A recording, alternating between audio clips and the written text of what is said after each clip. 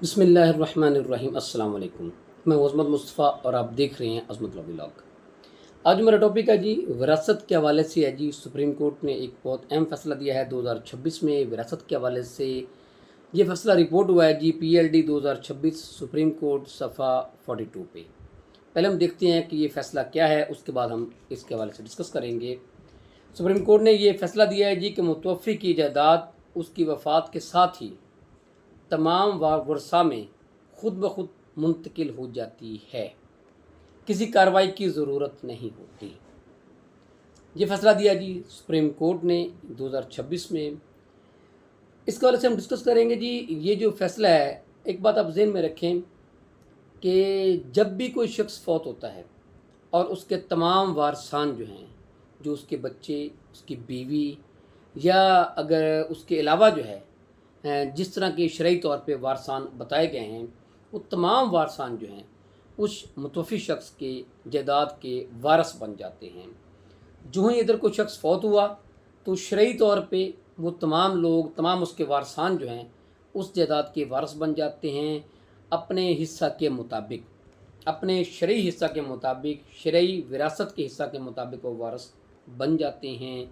अब इस फैसला में वाज़ेह तौर पर यह बात की गई है कि इसमें कोई ज़रूरी नहीं है कि वारस तब तक बनेंगे अब, या वारस तब जाके बनेंगे कि जब उसका इंदराज जो है वो रेवेन्यू रिकॉर्ड में होगा, या आप जो है वो डॉक्यूमेंट्स जो है, डेथ सर्टिफिकेट है, FRC है, अगर आप पटवारी के या रेवेन्यू ऑफिसर के पास लेके जाते हैं तो ये नहीं कहा जा सकता कि फिर आप जाके वारस बनेंगे। नहीं, इसमें आप बात ज़हन में रखें, वारस जो है वो प्रॉपर्टी का बन जाता है, कोई हिस्सा मांगे ना मांगे, कोई कब्ज़े में हो ना हो, कोई अगर इस बात का इजहार कर भी दे कि जी मैं ये प्रॉपर्टी नहीं लेना चाहता, इन सारी बातों के बावजूद जो ही मुतवफ़ी जो है वो फौत होता है, उसके साथ ही उसकी जितनी भी जायदाद होती है और उसके जितने भी कानूनी व शरई वारसान होते हैं वो सारे उस जायदाद के मालिक बन जाते हैं।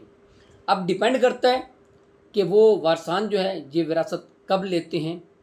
कुछ लोग फ़ौरन ही विरासत जो है वो डिमांड करना शुरू कर देते हैं, मांगना शुरू कर देते हैं, विरासत से अपना हिस्सा मांगना शुरू कर देते हैं।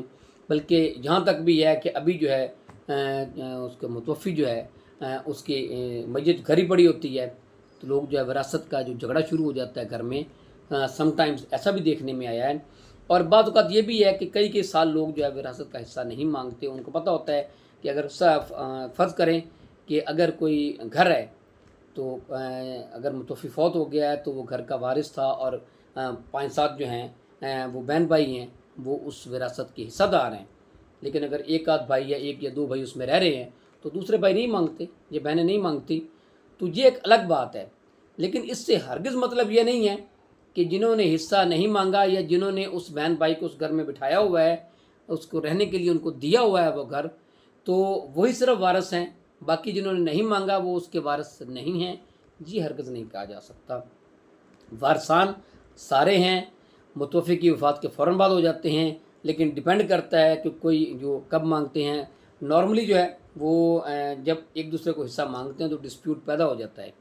तो जब डिस्प्यूट पैदा होता है तो बात अदालतों तक पहुंचती है और अदालतें जो है फिर जाके उसका फ़ैसला करती हैं। वो जायदाद जो है वो उनमें तकसीम करती हैं। जितने भी वारसान होते हैं उनके शरई व कानूनी हिस्से के मुताबिक जो है वो जायदाद तकसीम करते हैं।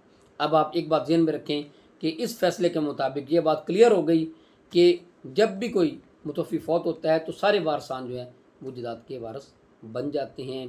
हरगिज़ ये ज़हन में नहीं रखना चाहिए कि किसी को हिस्सा नहीं देना या कोई जायदाद में वारिस नहीं है। शरई व कानूनी तौर पे जो भी वारिस हैं उन सबको उस जायदाद में से हिस्सा मिलेगा और वो वारिस बन जाते हैं फ़ौरन ही। उसमें ये नहीं कहा जा सकता कि ये एक वारिस है और दूसरा वारिस नहीं है।